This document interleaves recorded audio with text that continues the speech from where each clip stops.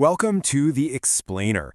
So let's just dive right in today, because we are unpacking a massive shift that affects literally almost every single one of us on a daily basis. We're going to take a hard look at how digital licensing has secretly and fundamentally transformed what it actually means to own our media and our property in the digital age. It's a huge shift in consumer rights, and honestly, it's been happening largely out of sight. Think about the last time you bought something digitally. Maybe it was an album on iTunes, a movie on Amazon, or a brand new game on your Xbox. You hit that Buy Now button, your card gets charged, and boom, the item pops up in your library. But here is the really critical question. When you click Buy, do you actually own it? It turns out that simple little button is covering up a pretty huge myth. Hitting Buy Now in the digital space rarely means you're actually acquiring ownership of a product. To really get what's happening here, we gotta contrast traditional property ownership with digital licensing. With physical stuff, you have the right to completely possess, benefit from, and eventually get rid of your property however you want. You can sell a printed book, you can lend a DVD to a buddy, or you can pass a vinyl record down to your kids. Digital licensing is an entirely different beast. Instead of transferring a product to you, digital storefronts are just granting you conditional usage rights. And that trend, shifting from true ownership to just usage rights, has become almost irreversible. So how are companies actually enforcing this? Section 1. The Mechanisms of Control, EULAs and DRM.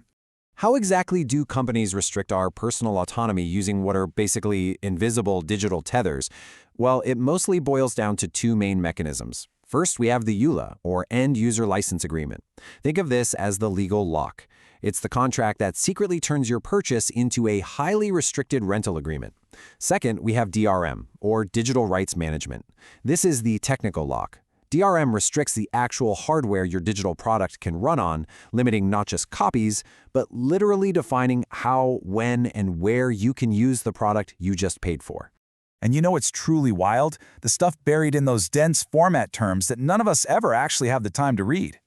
When you accept an end-user license agreement, you are usually agreeing to a shockingly long list of hidden restrictions. You can't resell the item. You can't lend it. Your access is completely locked to their specific platform, kind of like Apple's rule that iTunes products are restricted to 5 authorized devices.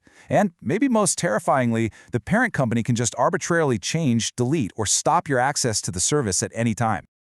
There's a quote from the research that really hits the nail on the head here. The end of ownership is not the end of intellectual property holders' ownership. This power dynamic has totally flipped. It overwhelmingly favors the IP holders, giving them unprecedented monopolistic control, while severely weakening your dominion over the products you buy. Section 2.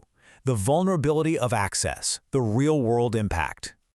Now, this isn't just abstract legal philosophy. It has tangible, sometimes disastrous, real-world consequences for everyday people. This example absolutely blew my mind. Back in October 2023, an electric vehicle company called WM Motor filed for bankruptcy. Because the Internet of Things binds physical hardware so deeply to digital software, these cars were completely reliant on the company's servers.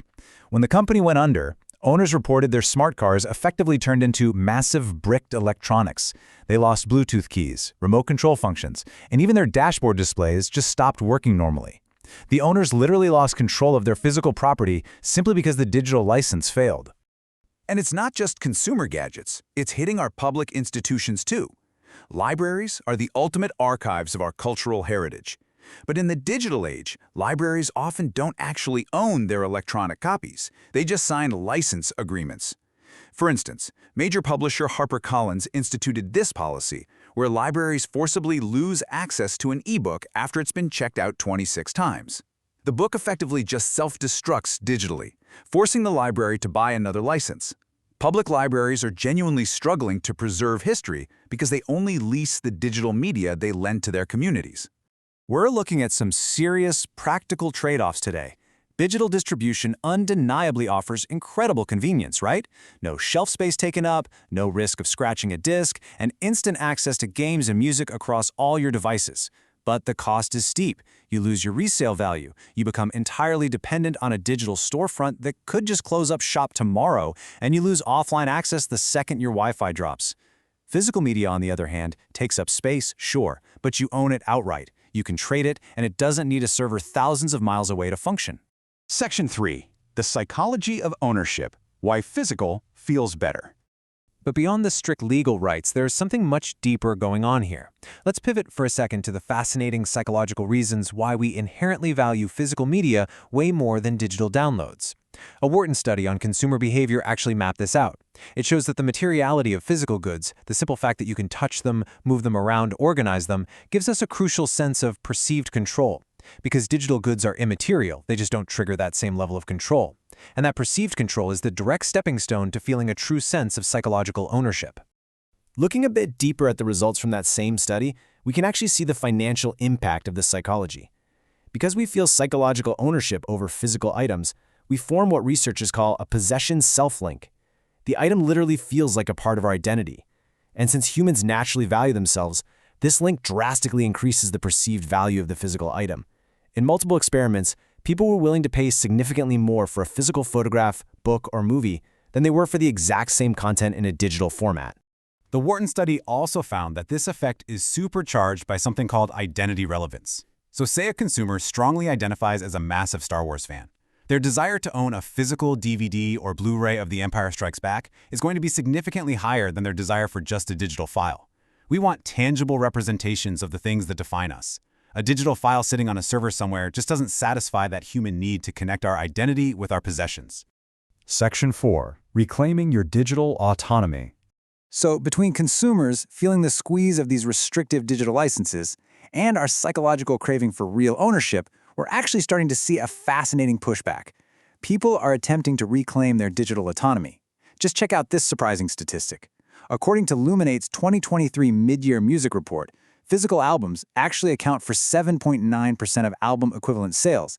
Compare that to just 2.9% for digital purchases.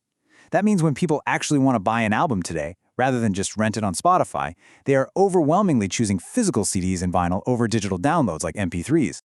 We can summarize exactly why physical formats are putting up such a strong resistance. First off, physical media preserves art in an unmangled state. It ensures the art exists exactly as the creator intended at that specific moment in time. Second, it is way harder to retroactively censor. A streaming platform can swap out a movie file or edit a digital book overnight without you even knowing, but it's incredibly difficult to recall and repress thousands of printed books. Third, your access is totally independent of servers and Wi-Fi. And lastly, it offers genuine ownership. For DJs building a music library or collectors preserving video game history, having the physical disc or a DRM-free RAW file is the only way to truly guarantee their autonomy. Which brings us to the big, lingering question I want to leave you with today. Digital distribution has undeniably brought us this era of absolute magic when it comes to convenience and instant access. But we really have to ask ourselves, is the ultimate cost of this endless convenience the total surrender of your personal autonomy? As we all continue to click buy now, it's definitely worth remembering that true ownership might be the one thing you aren't actually paying for. Thanks for joining me for this explainer, and I'll catch you on the next one.